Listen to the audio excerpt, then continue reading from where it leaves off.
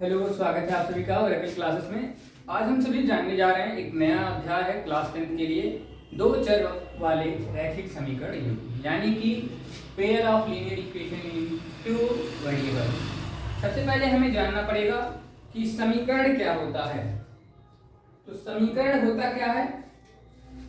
समीकरण यानी कि इक्वेशन क्या होता है? इक्वेशन क्या होता है ये जानना जरूरी है। दो चर राशियां अगर एक दूसरे के बराबर होती हैं तो वे समीकरण बनाती हैं। समीकरण में दोनों व्यंजक आपस में बराबर होते हैं। जैसे 2x + y = 0। ठीक है, ये समीकरण है और बस ये लिख दिया जाए 2x + y, तो ये सिर्फ एक व्यंजक है जो दो लोगों से मिलकर बना है। कौन कौन? x और y से। अर्थात समीकरण कुछ व्यंजकों का एक ऐसा समन्वय है जो आपस में एक दूसरे के बराबर होते हैं। समीकरण को सदैव बराबर इस वाले चिन्ह से हम लोग लिखते हैं। ठीक है, तो समीकरण में भी एक घातीय समीकरण, दो घातीय समीकरण, एक चर वाले रैखिक समीकरण युग्म, दो चर वाले रैखिक समीकरण युग्म किस तरीके से हम लिखेंगे उसको समझेंगे आज की इस वीडियो में। और हम देखेंगे किस तरीके से हम लोग अपने सारे मैथमेटिक्स के जो क्वेश्चन पूछे जाते हैं, जो डाउट पूछे जाते हैं, उसको किस तरीके से सॉल्व कर सकते हैं। चलिए आज स्टार्ट करते हैं समीकरण यानी कि दो चर वाले रैखिक समीकरण युग्म।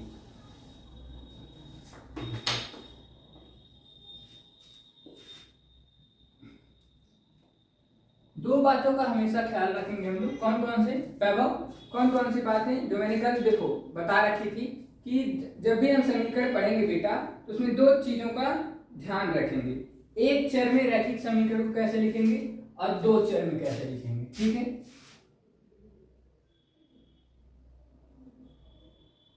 एक चर और दो चर।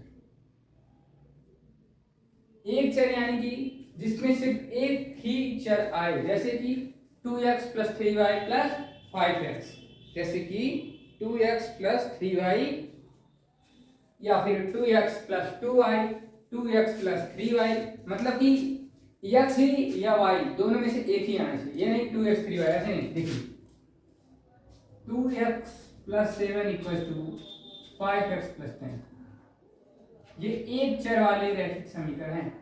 एक चर, सिर्फ एक चर यानी कि x का यूज कर रहे हैं इस समीकरण में, इसलिए एक चर वाला रैखिक समीकरण युग्म कहलाएगा।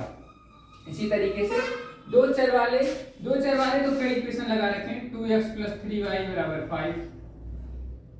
ठीक है, 9x + 2y = 7x + 3y।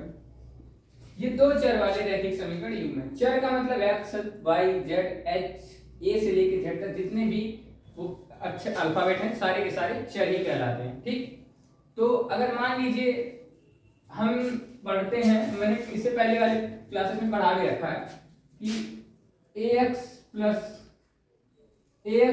+ c पढ़ाया है ना, = 0। एंड ये भी पढ़ा रखा है ax² + bx + c। ये क्वाड्रेटिक इक्वेशन वाले पढ़ाए थे, जो सेकंड वाला चैप्टर था पॉलिनोमियल, उसमें इसको पढ़ाए थे। उसी से मिलता जुलता है कि नहीं बेटा? देखिए सब लोग, उसी से मिलता जुलता ये भी है ना। तो ये दो चर वाले रैखिक समीकरण युग्म है। दो चर वाले मतलब x और y दो चर हैं, इसलिए ये दो चर वाला रैखिक समीकरण युग्म बनाता है। इसमें ये तीनों ही अचर पद हैं। और मान लो ax + by = d, ये आता है ना बेटा, तो ये वाला जो पद रहेगा ये चर में आने लगेगा। ठीक, डी वाला। इसी बेसिस पे कई क्वेश्चंस करते हैं, एक सवाल के माध्यम से समझते हैं कैसे क्या है सिस्टम इसमें। ठीक है, ताकि हमारी डिपेंडेंसी पूरी तरीके से समाप्त रहे, हमें पूरी तरीके से समझ में आ जाए कि क्या हमें समझना है। ठीक है, तो सबसे पहली बात यही है कि दो चर वाले रैखिक समीकरण युग्मों में क्या समझेंगे हम लोग। इसके दो चर वाले रैखिक समीकरण युग्म में जो है हम लोग पहले क्या देखेंगे, इसके हल। दो चर समीकरण के हल, दो चर वाले समीकरण के हल कैसे होता है।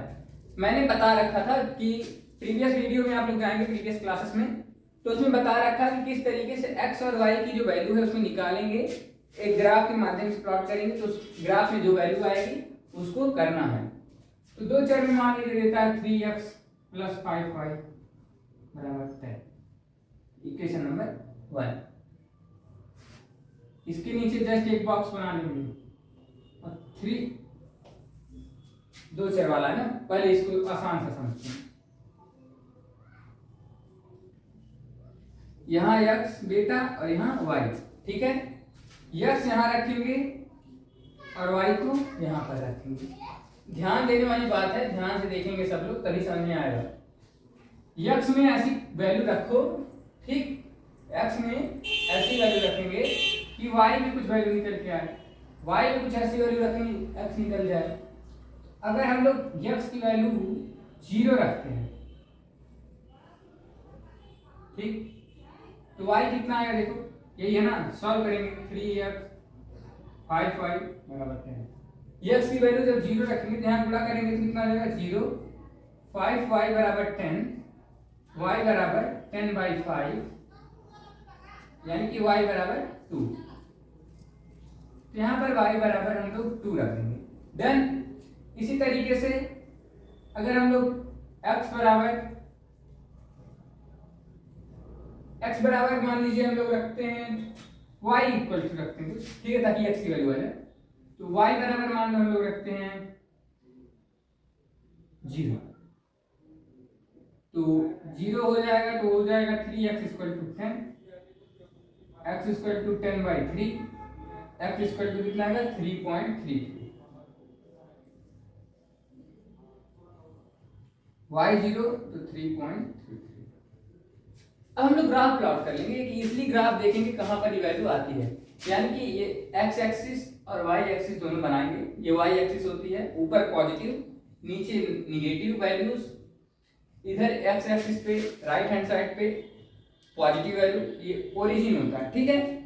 ओरिजिन यानी कि यहाँ पर x की वैल्यू 0 और यहाँ पर y की भी वैल्यू 0 ही होगी, और ये वाला जो कॉर्नर है ये x डैश यानी कि निगेटिव वैल्यू x की सारी इस वाले दिखाएंगे। तो हम अपने इस अकॉर्डिंग चलते हैं। जब x की वैल्यू 0 है, ये x की वैल्यू कहां पर 0 होगी बताइए, यहाँ पर x की वैल्यू 0 होगी और यहाँ पर y की वैल्यू 0 होगी। ऐसे ही यहाँ पर x की वैल्यू 0, यहाँ y की वैल्यू 0, यहाँ y = 0, यहाँ लिख देते हैं x = 0, यहाँ y = 0, यहाँ समझ गए। तो x जब 0 है तो y कितना है 2 है, यानी कि 1 2। यहाँ लिख सकते हैं 0, 2, ये x को दिखाएगा, ये y को दिखाएगा, डन। इसी तरीके से जब y 0 है तो पॉजिटिव वैल्यू है ना ये 3.3, तो 1 2 3 3.33 यहाँ पर आएगा, ठीक है, 3.33, यानी कि 0, 3.33, 0, क्योंकि x पहले आता है y बाद में। इसको इसी से मिला देंगे, ऐसे मतलब इसी से होता हुआ जाएगा। तो ये हमारा इस समीकरण का हल हो जाएगा, जो कि बहुत इजी है। इसको फाइंड करने का जो तरीका है ये भी बहुत आसान है, बहुत आसानी से समझ सकते हैं। इसी तरीके से मान लीजिए एक और एग्जांपल लेते हैं। तो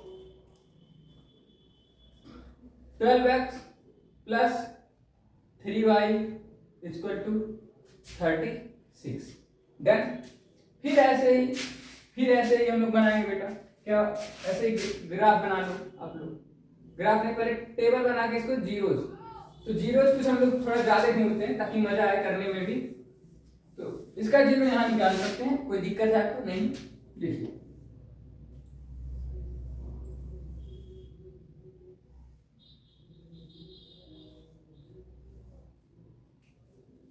ऊपर x नीचे y।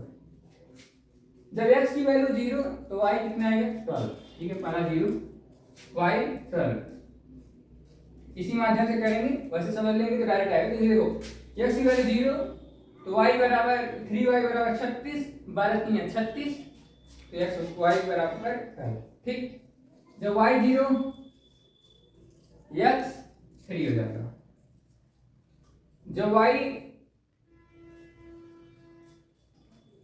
जब y आपका मान लीजिए 3 3 जा 9 2 हो जाए, जब y आपका 2 हो जाए यानी कि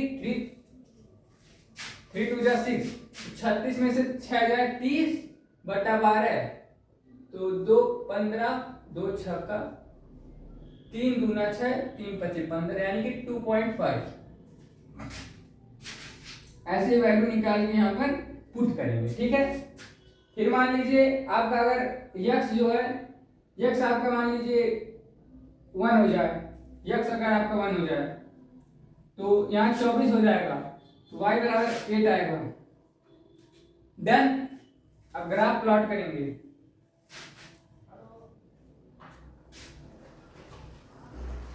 ठीक है भाई, देखिए x एक्सिस ये वाला, y एक्सिस ये वाला। अब इसको करने में बड़ा मजेदार है सिस्टम। जब x की वैल्यू 0 तो y 12, इसका मतलब इसको और ऊपर लिखते हैं, बहुत बड़ा होगा। क्या था ये? 12x plus 5y 3y equal to 36, यही था ना। इसको और बड़ा करते हैं ऊपर तक। जब x की वैल्यू 0 तो y की वैल्यू 12, तो 12 तक जाएंगे। 1 2 3 3 4 5 6 7 8 9 10 11 12, यानी कि यहाँ कहीं यहाँ लिखेंगे 0 12। जब x की वैल्यू 3 तो y 0, y 0 तो x 3, 1 2 3 3 0, 3 0। ऐसे ही जब y 2 है तो x 2.5 है, ये जब 2 है तो ये 2.5 यानी कि 2.5 यहाँ है तो ये यहाँ तक आएगा। ठीक है, ये ऐसे यहाँ से मिल जाएगा। यहाँ लिख देंगे, ये वाला कोऑर्डिनेट लिख देंगे, ये 2.5 2, और इस वाले को ऐसे मिला देंगे। ठीक है, लास्ट में जब x 1 है तो ये y 8 है, यानी कि 1 2 3 4 5 6 7 8, यानी कि ये वाला ऐसे इससे मिलाएंगे और ऐसे एक से, यही हमारा जो है ये कोऑर्डिनेट बनेगा। ऐसे ही हमारा ग्राफ बनेगा, लेकिन तो इस तरीके से नहीं बनाना है। कैसे बनाएंगे? वो ग्राफ पेपर आपको मिलेगा, उस पर जब बनाएंगे तो हमारे सारे ग्राफ के जो कोऑर्डिनेट है ना बेटा, ये सब एक दूसरे से ऐसे इसी लाइन पे मिलते हुए प्रतीक होते रहेंगे। ठीक, तो ऐसे मैंने आपको इसे बता दिया कि आपको एक आइडिया लग जाए कि किस तरीके से आपको ग्राफ बनाना है और किस तरीके से सॉल्यूशन को ढूंढना है। जो 2 चर वाले समीकरण के हल हैं वो इसी तरीके से आपको मिलेंगे। तो ऐसे ही क्वेश्चंस करेंगे और करते रहेंगे। ठीक है, तो मिलते हैं नेक्स्ट क्लास में कुछ नए क्लासेस के साथ, नए वीडियोस के साथ। Thank you.